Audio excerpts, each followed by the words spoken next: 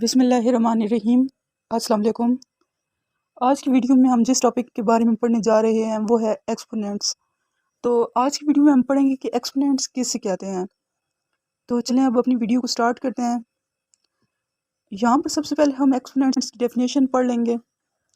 इसकी डेफिनेशन है an exponent of a number shows how many times we are multiplying a number by itself. तो यहाँ definition को पढ़ने से हमें पता चल रहा है कि एक्सपोनेंट क्या होता है कि एक नंबर का एक्सपोनेंट जो होता है वो ये शो कर रहा होता है, वो ये ज़ाहिर कर रहा होता है कि जो नंबर है वो कितने टाइम्स जो है वो मल्टीप्लाई हो रहा है, या हम एक नंबर को कितने टाइम्स मल्टीप्लाई कर रहे हैं। अब जिस तरह यहाँ पर एग्जांपल में देखें, 5 के ऊपर एक 4 नज़र आ रहा है। अब 5 जो है वो बेस है, इसको बेस कहेंगे, और जो 4 है एक्सपोनेंट कहलाएगा। अब यहाँ पर 5 जो है वो 4 टाइम्स जो है मल्टीप्लाई हो रहा है, यानी कि 5 इंटू 5 इंटू 5 इंटू 5। अब अगर यहाँ पर देखें कि 5 का एक्सपोनेंट अगर 2 है तो 5 जो है वो 2 टाइम्स मल्टीप्लाई होगा, 3 है तो 3 टाइम्स मल्टीप्लाई होगा, और अगर 4 है तो इसका मतलब है कि 4 टाइम्स मल्टीप्लाई होगा। बहुत सारे स्टूडेंट्स ऐसे होते हैं कि उनको ये कन्फ्यूजन होती है कि 5 का एक्सपोनेंट अगर 3 है तो वो 5 को 3 से ही मल्टीप्लाई कर देते हैं, और उनका जो आंसर होता है वो 15 होता है, जबकि इसका आंसर होगा 125। 5 को जब 5 से मल्टीप्लाई करेंगे 25 आएगा, और 25 को जब 5 से फिर से मल्टीप्लाई करेंगे तो 125 आ जाएगा। तो इस तरह से इसका आंसर जो होगा वो 125 होगा। इसके बाद अगर 5 को 4 टाइम्स मल्टीप्लाई करेंगे तो 625 आ जाएगा इसका आंसर। अब यहाँ पर देखें कि 5 के ऊपर अगर ये 4 एक्सपोनेंट नज़र आ रहा है तो ये एक्सपोनेंशियल फॉर्म होगी, और अगर 5 को इस तरह अलग अलग करके लिखेंगे, यानी कि 5 को 4 टाइम्स जब हम मल्टीप्लाई करेंगे अलग अलग करके लिखेंगे तो ये इसकी जो है ये इसकी एक्सपेंडेड फॉर्म होगी। इनको हमने अलग अलग करके लिख लिया तो ये इसकी एक्सपेंडेड फॉर्म है, और ये इसकी एक्सपोनेंशियल फॉर्म कहलाएगी। तो यहाँ पर क्लियर हो गया होगा कि एक्सपेंडेड फॉर्म कौन सी होती है और एक्सपोनेंशियल फॉर्म कौन सी होती है। अब इसके बाद एक और एग्जांपल है। अब यहाँ पर जो बेस है वो 3 है और इसका एक्सपोनेंट जो है वो 7 है। तो इससे हमें पता चल रहा है कि 3 जो है वो 7 टाइम्स मल्टीप्लाई हो रहा है या 7 टाइम्स मल्टीप्लाई होगा। तो इसकी एक्सपेंडेड फॉर्म जो होगी वो कुछ इस तरह से होगी, यानी कि हम 3 को 7 टाइम्स जो है मल्टीप्लाई करेंगे, 3 को 7 टाइम्स हम अलग अलग लिख लेंगे, ये इसकी एक्सपेंडेड फॉर्म होगी। अब यहाँ पर 3 का जो एक्सपोनेंट था वो 7 था, तो हमने 3 को 7 टाइम्स लिखा है। अगर यहाँ पर 3 का एक्सपोनेंट अगर 4 है तो 4 टाइम्स लिखेंगे, 5 है तो 5 टाइम्स लिखेंगे। तो एक्सपोनेंट्स जो है अगर इनको हम अच्छी तरह से समझ लेते हैं और अच्छी तरह से पढ़ लेते हैं तो यकीनन जो अगले क्वेश्चंस हैं, जो एक्सपोनेंट्स के बारे में जो क्वेश्चन हैं उनको हम आसानी से सॉल्व कर सकते हैं। सबसे पहले जो बेस जो है वो सेम है, यानी कि यहाँ पर भी बेस ए है और यहाँ पर भी बेस ए है। तो इस बेस को हम एक बार लिखेंगे। अगर इनमें मल्टीप्लिकेशन का साइन है तो इनके एक्सपोनेंट्स हैं वो प्लस हो जाएंगे, यानी कि m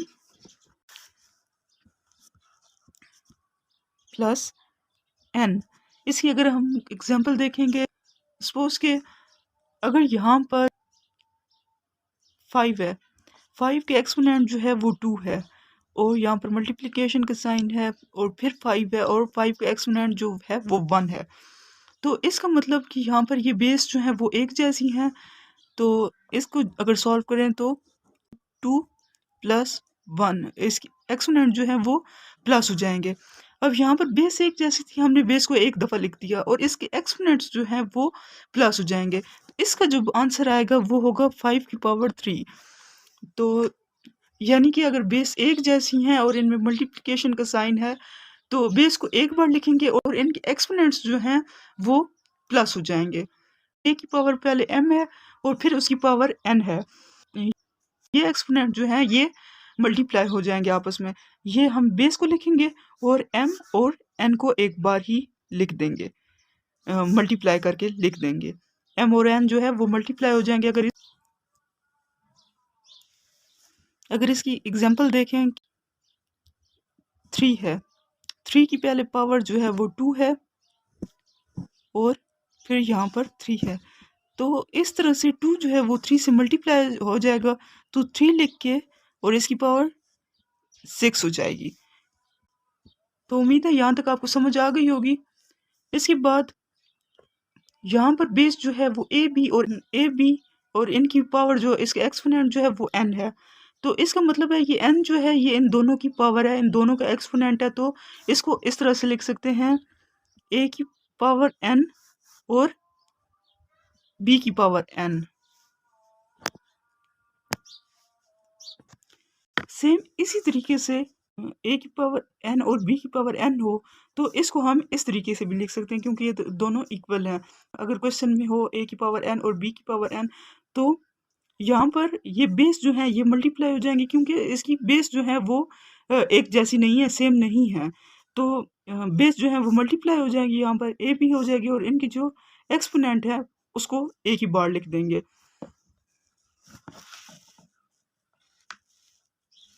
बेस अलग अलग हैं, ए है और यहाँ पर बी है।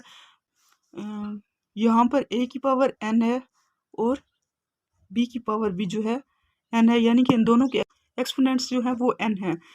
ये n जो है ये इसकी भी पावर है और इसकी भी पावर है।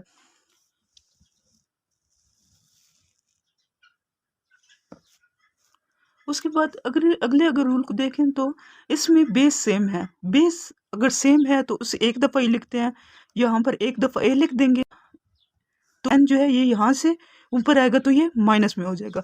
यानी कि अगर ये डिवाइड में है तो अगर ये पावर यहाँ पर आएगी तो माइनस हो जाएगी, यानी कि a की पावर जो है वो m माइनस n हो जाएगी। इसी तरह से अगर इसी तरह से अगर इस एग्जाम्पल को देखें तो अगर a की पावर यहाँ पर 0 है, अगर a की पावर 0 है तो ये 1 की इक्वल होगा। उसके बाद अगर a का एक्सपोनेंट है वो माइनस n है तो उसको अगर सॉल्व करेंगे तो वो इस तरह से हो जाएगा 1 डिवाइड बाय a, और ये माइनस जो है ये रिमूव हो जाएगा और यहाँ पर सिर्फ n हो जाएगा। अगर एक्सपोनेंट माइनस में है तो हमेशा वो डिवाइड में या तो इस तरह लिखा है वो 1 डिवाइड बाय n हो जाएगा, या अगर डिवाइड में में लिखी हुई हैं तो वो उलट जाएंगी और माइनस का साइन जो है वो रिमूव हो जाएगा। रेडिकल फॉर्म की जो डेफिनेशन है वो है in radical form radical sign is used. Radical form में जो है वो हमेशा आपको रेडिकल का साइन नज़र आएगा, यानी कि उसमें रेडिकल का साइन इस्तेमाल हुआ होगा।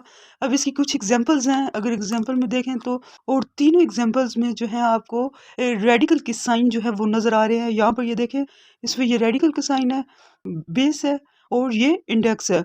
तो इस तरह की जो फॉर्म है उसको हम रेडिकल फॉर्म कहेंगे। इस तरह ये तीनों जो एग्जांपल्स हैं ये रेडिकल फॉर्म की एग्जांपल्स हैं।